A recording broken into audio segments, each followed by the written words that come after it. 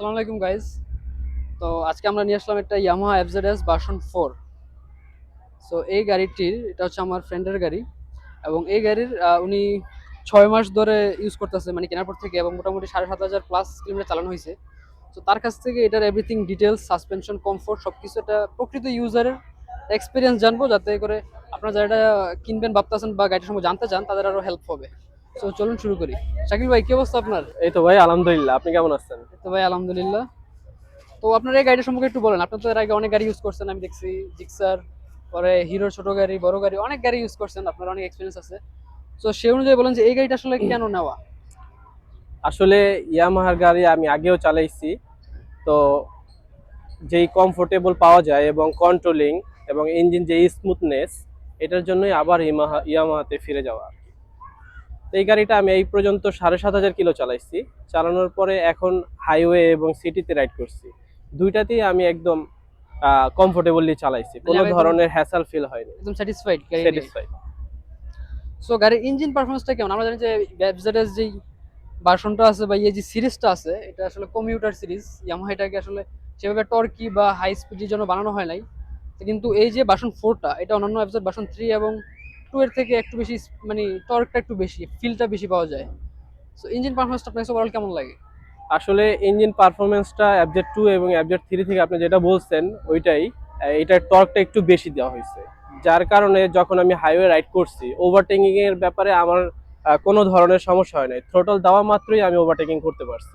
দেখা যায় 90-100তেও আমি ওভারটেকিং করছি। মানে ভরপুর কনফিডেন্স পাওয়া যায়, কোনো ল্যাগ কনফিডেন্স নেই। পাওয়া যায়।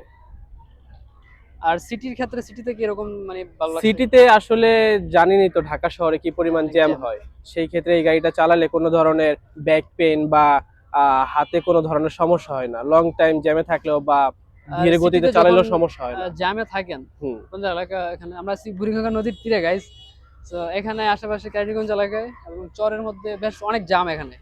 তো আপনি তো এই এলাকায় থাকেন এবং এখানেই চলাচল করেন। তো জাম জটে ওভারহিট হয়েছে কিনা, ইঞ্জিনের ওভারহিট বা অনেকক্ষণ চালানোর পর গরমের কারণে সাউন্ডটা চেঞ্জ, এরকম কিছু ফেস করছেন কিনা? না, এই পর্যন্ত আমি এখনো এই ধরনের সমস্যা ফেস করি নাই। ইঞ্জিন একটু গরম হয়, কিন্তু সেটা মেজর না, সহ্য করার মতো? স্বাভাবিক। হ্যাঁ। মানে এরকম ওভারহিটের ইস্যু এখনো না, ফেস ওভারহিট করেন নাই? এখনো হয়নি। আর ইঞ্জিনের স্মুথনেস কেমন লাগে? স্মুথনেস খুবই ভালো। যেটা বলবো, অন্যান্য গাড়ির তুলনায় এটায় ভাইব্রেশনও কম, স্মুথ অনেক। ভাইব্রেশনটা মানে কখন আসে, কত আরপিএম রেঞ্জে ভাইব্রেশনটা একটু বেশি ফিল করা যায় বা কম থাকে, বেশি থাকে? আসলে এই গাড়িটায় ভাইব্রেশন নেই বললেই চলে। হ্যাঁ, অনেক কম।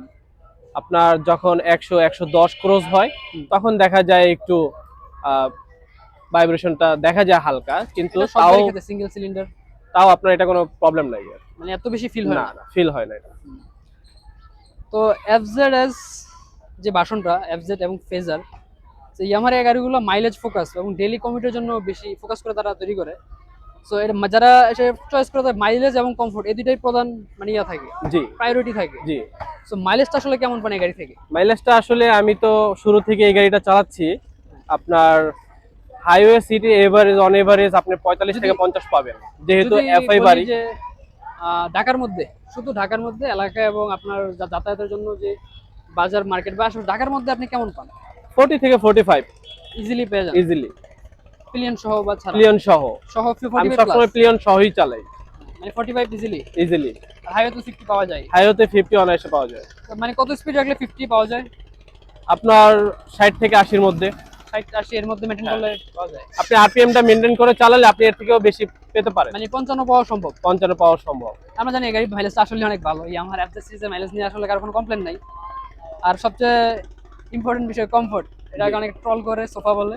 জি। কমফোর্ট আসলে কেমন পাচ্ছেন? এটা ভাইয়া কমফোর্টে বাংলাদেশে এটার উপরে কোনো বাইক নাই আসলে হ্যাঁ, এইটা ইয়ামাহা ফেজার, এগুলোর উপরে কমফোর্টের উপরে কোনো বাইক নাই। মানে সিটিং পজিশন সিটিং এবং পজিশন, সিট হ্যান্ডেলিং, কমফোর্ট সব দিক থেকে অনেক comfort. Long time comfort। Ride করলেও মানে কোনো লং complain টাইম হয় না। রাইড করলেও সমস্যা নেই। আমি ঢাকার বাইরে অনেকবার গেছি, ঢাকার বাইরে কোনো কত ধরনের দূর, সমস্যা হয় নাই। হাইয়েস্ট কত কিলো, মানে কত দূরে গিয়েছেন ঢাকার বাইরে এই বাইক নিয়ে? আমি আপনার 250 কিলো সর্বোচ্চ চালাইছি মানে এই বাইক নিয়ে ঢাকার একদিনে। বাইরে হ্যাঁ, একদিনে? একদিন 250 কিলো। তো হাইওয়েতে একদম ফুল ফুল। এনজয় করছেন। হ্যাঁ, হাইওয়েতে, হাইওয়ে সিটি দুইটাই পাইছি। মানে আর এই যে 250 কিলোমিটার লং একটা রাইড, জি। এই লং রাইডে মানে বিন্দু পরিমাণও কোনো পেইন, কোনো না, সমস্যা? পেইন আপনার স্বাভাবিক। আপনি দেখা যায় 4-5 অনেকক্ষণ বসে কিলোমিটার থাকলে, পরে তো শরীরে একটা ক্লান্তি থাকবেই, হ্যাঁ, কিন্তু বাইকের জন্য অন্য কোনো আলাদা ক্লান্তি ছিল না। মানে একদম স্মুথ, কোনো সমস্যা হয় না। স্মুথ একদম। আর সাসপেনশন গুলো ইয়ামাহা এখানে বেশ অনেক বছর ধরেই এফজেড জি ভার্সন 1 থেকে এ পর্যন্ত মানে অনেক মোটা মোটা সাসপেনশন ব্যবহার করতেছে জি সামনে এবং পিছনে। তো সাসপেনশন ফিডব্যাকটা আপনার কাছে কেমন লাগে? সাসপেনশন খুবই ভালো, ভাঙা রাস্তায়, উঁচু নিচু রাস্তায়, অন অফ রাইডিং এগুলোতে কোনো সমস্যা হয় না। কোনো সমস্যা হয় না? না আপনার পিলিয়ন যদি অনেক বেশি ওজন হয়, ভারী হয় বা 2-3 জন নিয়ে রাইড করার ক্ষেত্রে যদিও 3 জন নিয়ে রাইড করা উচিত না।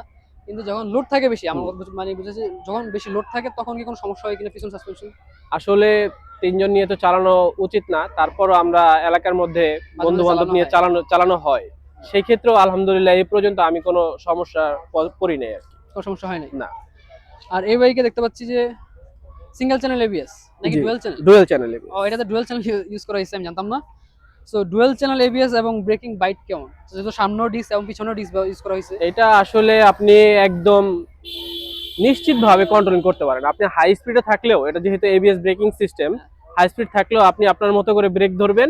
এটার যে এবিএস সিস্টেম আছে ওইটা আপনাকে সুন্দরভাবে ইজিলি নির্দিষ্ট জায়গার মধ্যে থামিয়ে দিবে। এখন পর্যন্ত কি এরকম মানে না, কয়েকবার ব্রেকিং হয়েছে কোনো কিনা ইস্যু আমি এখনো পাই নাই। যে এবিএস আমি কাজ করতেছে না বা না স্লিপ না, করছে, এরকম এরকম কিছুই হয় না হয় নাই এখনো? না। এবং এবিএস টায়ারও বেশ এখনো ভালো ফেল টায়ার ব্যবহার হয়নি, করেছে, এমআরএফ এর টায়ার ব্যবহার করেছে, যার ফলে গ্রিপটাও ভালো পাওয়া যায়। গ্রিপটাও ভালো পাওয়া যায়। জি। স্লিপ টিপ এখনো না, হয়নি, স্লিপ হয়নি। এটা বড় কথা না। আর এই গাড়িতে তো টিসিএস ট্র্যাকশন কন্ট্রোল ইউজ করা হয়েছে। জি তো ট্র্যাকশন কন্ট্রোল কি কোনো সময় এখন কাজে আসছে কিনা বা ফিল করছেন কিনা যে ঠিক আছে দিছে ভালো হয়েছে? আসলে ট্র্যাকশন কন্ট্রোলটা বেশি ফিল করা যায় না। ফিল করা যায় না, এটা মিটারে দেখা যায় তো হুম, আপনার, ওইটা ওরকম ইউজ করা হয়নি। এটা এরকম মানে ইয়া করা যায় না। হুম, কিন্তু ট্র্যাকশন কন্ট্রোল সিস্টেমটাও একটা ভালো একটা জিনিস। জি অনেক সময় দেখা যায় পিছনের চাকা সামনের চাকাতে বেশি স্লিপ কেটে যায়, তখন এই জিনিসটা অনেক কাজে জি লাগে। তো কেনার পর থেকে তো এটা যত অফিসিয়াল বাইক জি। ইয়ামাহার অফিসিয়াল থেকে সার্ভিস করাচ্ছেন, সার্ভিস কস্টিংটা আসলে কেমন যাচ্ছে? আসলে সার্ভিস কস্টিংটা হলো সম্পূর্ণ আপনার বাইক পার্টসের উপরে। যেহেতু আমার প্রাইসটা কেমন? সার্ভিসিং পার্টসের দামটা একটু হাই, একটু হাই? অন্যান্য বাইকের তুলনায় একটু হাই। যেমন আপনার টিভিএস এর বলেন, হিরোর বলেন, এগুলোর থেকে তুলনামূলক বেশি, একটু হাই। একটু হাই। আপনি অরিজিনাল লাগালে একটু হাই পড়বে, আপনার আর বাজার থেকে লোকাল লাগালে সেক্ষেত্রে একটু কম পড়ে। আর এটাতে কোন ইঞ্জিন ওয়েল ইউজ করতেছেন? এটার মধ্যে আমি আপনার মোটুল ইউজ করছি, সিনথেটিক। সিনথেটিক যেটা। জি। আর সার্ভিস কস্টের মধ্যে এখন পর্যন্ত কোনো মেজর কোনো কিছু চেঞ্জ করা না লাগছে না, কিনা? এখনো আপনার যেগুলো জেনারেল চেঞ্জ করা লাগে, যেমন এয়ার ফিল্টার, ইঞ্জিন ওয়েল এগুলাই? তারপর ইঞ্জিন অয়েল, তারপর মোবিল ফিল্টার। এখন পর্যন্ত কি ব্রেক প্যাড চেঞ্জ করা হয়েছে একবারও? না, এখনো ব্রেক প্যাড চেঞ্জ ব্রেক করা প্যাড এখন হয়নি। চেঞ্জ করা না। হয় নাই।